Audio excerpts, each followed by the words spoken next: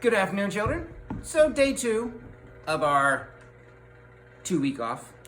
I'm going to read to you today Horton Hears a Who by Dr. Seuss, because I know there's a lot of you out there that were practicing for the Seussical that has been postponed right now.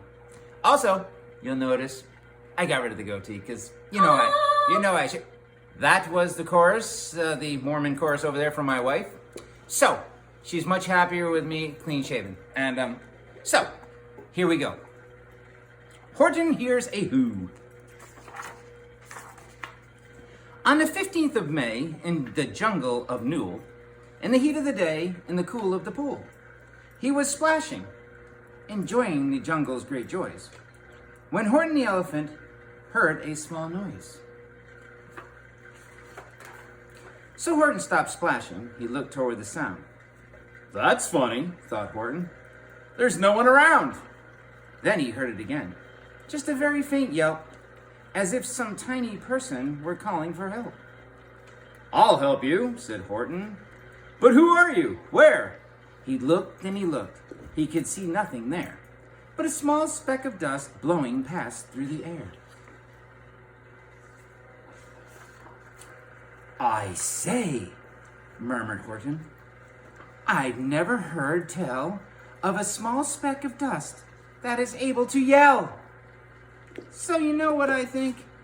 Why, I think there must be someone on top of that small speck of dust, some sort of creature of very small size, too small to be seen by an elephant's eye. Some poor little person who's shaking with fear that he'll blow in the pool he has no way to steer. I'll just have to save him, because after all, a person's a person no matter how small. So gently, and using the greatest of ease, the elephant stretched his great trunk through the air, and he lifted the dust speck and carried it over, and placed it down safe on a very soft clove hair. Believe me, said Horton, I'll tell you sincerely. My ears are quite keen, and I heard him quite clearly. I know there's a person down there, and what's more, quite likely there's 2, even 3, even 4, quite likely. A family, for all that we know, a family with children just starting to grow. So please, Horton said, as a favor to me, try not to disturb them. Just please let them be.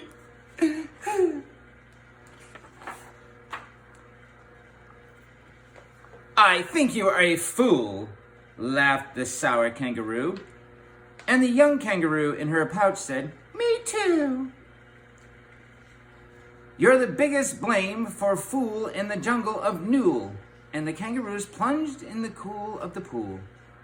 What terrible splashing, the elephant frowned. I can't let my very small persons get drowned. I've got to protect them. I'm bigger than they. So he plucked up the clover and hustled away.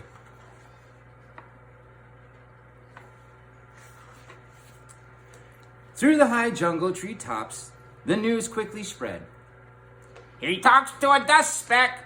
He's out of his head. Just look at him walk and walk on a speck on that flower.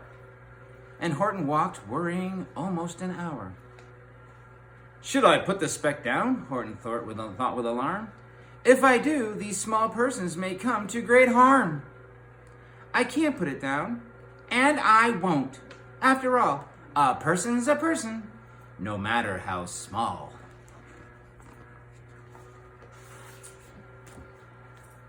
Then Horton stopped walking. The speck voice was talking. The voice was so faint he could just barely hear it. Speak up, please, said Horton. He put his ear near it. My friend, came the voice, you're a very fine friend. You've helped all us folks on this dust speck no end. You've served all our houses, our ceilings and floors. You've saved all our children and grocery stores. You mean? Horton gasped. You have buildings there too? Oh, yes, piped the voice. We most certainly do. I know, called the voice. I'm too small to be seen. But I'm mayor of a town that is friendly and clean. Our buildings to you would seem terribly small. But to us, who aren't big, they are wonderfully tall. My town is called Whoville, for I am a Who. And we Who are all thankful and grateful to you. And Horton called back to the mayor of the town. You're safe now. Don't worry. I won't let you down. No barks. Hey, bark, King Dog. Sorry, that's my dog barking. That's Alfredo. But just as he spoke to the mayor of the speck, 3 big jungle monkeys climbed up Horton's neck. The Wickersham brothers came shouting. What rot! The elephant's talking to who's who are not. They aren't any who's, and they don't have a mayor. And we're going to stop all this nonsense, so there. So here we go again, children. Sorry for the interruption. Amazon showed up at the door. I guess they're not quarantined. Also, it's just like at school when some of you get me off track. So now I'm back. They snatched Horton's clover, they carried it off to a black-bottomed eagle named Vladikov. A mighty strong eagle of very swift wing. And they said, will you kindly get rid of this thing? And before the poor elephant even could speak, that eagle flew off with the flower in his beak.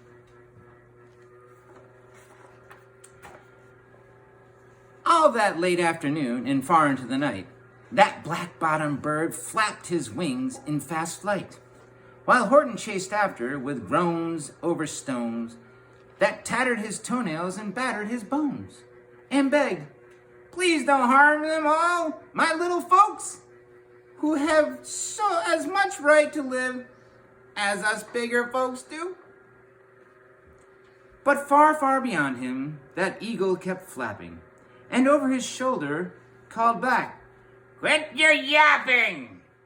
I'll fly the night through. I'm a bird. I don't mind it. And I'll hide this tomorrow where you'll never find it. And at 6:56 the next morning, he did it. It sure was a terrible place that he hid it. He let that small clover drop somewhere inside of a great patch of clovers 100 miles wide. Fine that, sneered the bird, but I think you will fail. And he left with a flip of his black-bottomed tail. Oh boy. I'll find it, cried Horton. I'll find it or bust. I shall find my friends on my small speck of dust. And clover by clover with care, he picked up and searched them and called, are you there?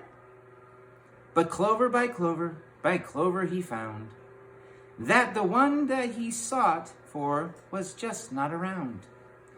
And by noon, poor old Horton, more dead than alive, had picked, searched, and piled up 9,005.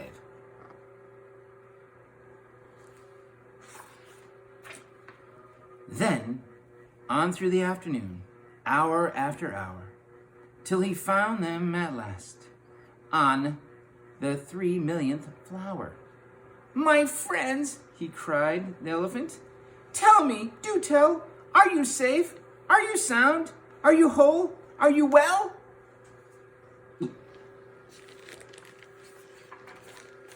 From down on the speck came the voice of the mayor. We really had trouble, much more than our share. When the black-bottomed birdie let go and we dropped, we landed so hard that our clocks have all stopped. Our teapots are broken, our rocking chairs smashed, and our bicycle tires all blew up when we crashed. So Horton, please, pleaded that voice of the mayor's, will you stick by us? Whose while we are making repairs? Of course, Horton answered. Of course I will stick. I'll stick by you small folks through thin and through thick. Humph! Humphed a voice. For almost 2 days, you've run wild and insisted on chatting with persons who never existed. Such carrying-ons in our peaceable jungle, we've had quite enough of your bellowing bungle. And I'm here to state, snapped the big kangaroo, that your silly nonsensical game is all through. And the young kangaroo in her pouch said, me too.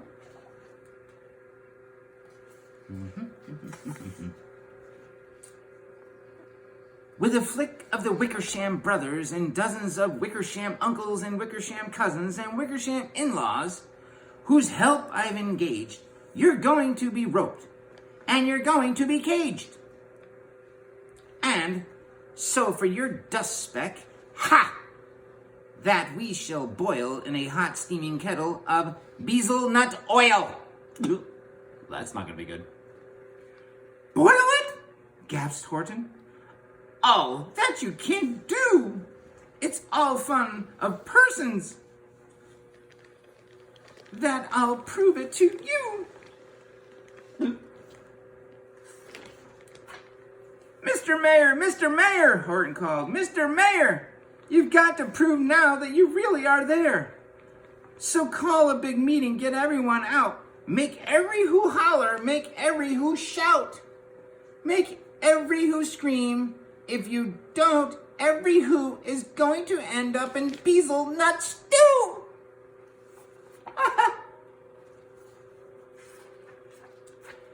And down on the dust speck, that scared little mayor quick called the big meeting in Whoville Town Square. And his people cried loudly. They cried out in fear. We are here, we are here, we are here, we are here!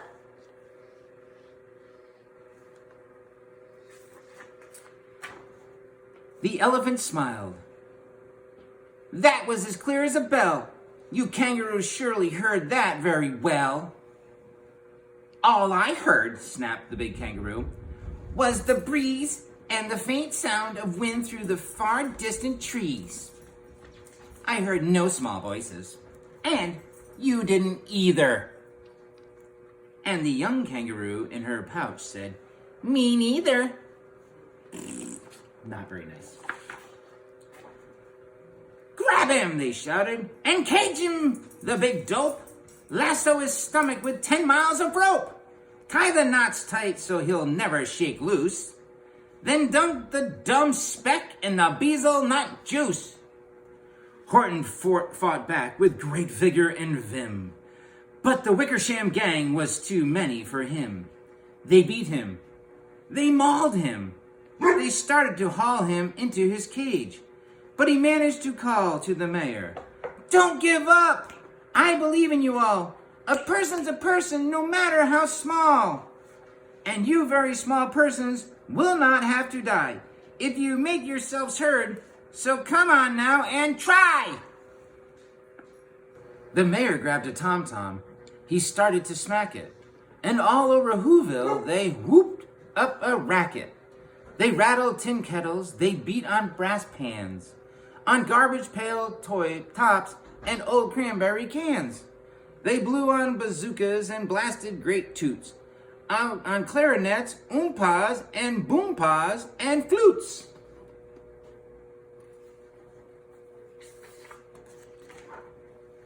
Great gusts of loud racket rang high through the air. They rattled and shook the whole sky. And the mayor called up through the howling mad hullabaloo. Hey, Horton, how's this? Is our sound coming through? And Horton called back, I can hear you just fine, but the kangaroo's ears are strong, not quite as strong as mine. They don't hear a thing. Are you sure all your boys are doing their best? Are they all making noise? Are you sure every who down in Whoville is working? Quick, look through your town. Is there anyone shrieking?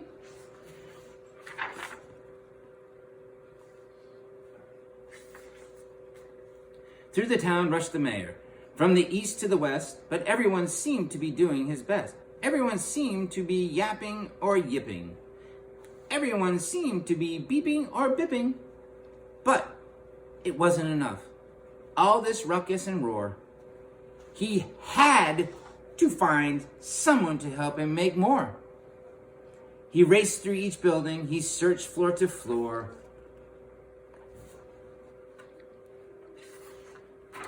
And just as he felt he was getting nowhere and almost about to give up in despair, he suddenly burst through a door, and that mayor discovered one shrieker, quite hidden away in the Fairfax apartments, apartment 12J. A very small shrieker named Jojo was just standing and bouncing a yo-yo, not making a sound, not a yip, not a chirp. And the mayor rushed inside and grabbed the young twerp.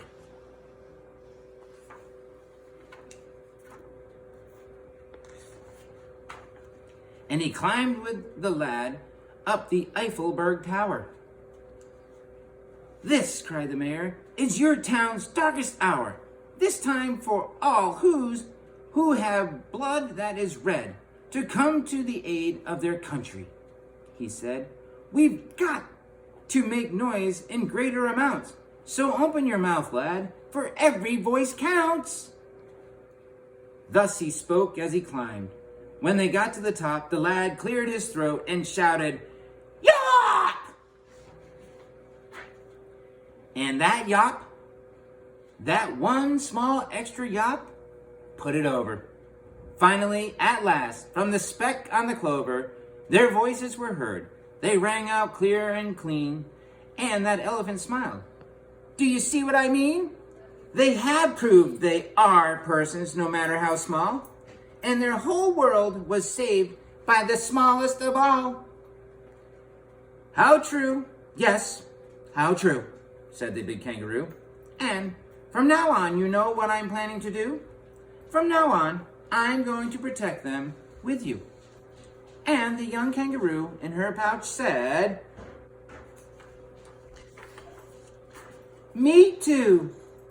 From sun in the summer, from rain in the fallish, I'm going to protect them, no matter how smallish." I hope you enjoyed that. Remember, keep calm, wash your hands, and give distance.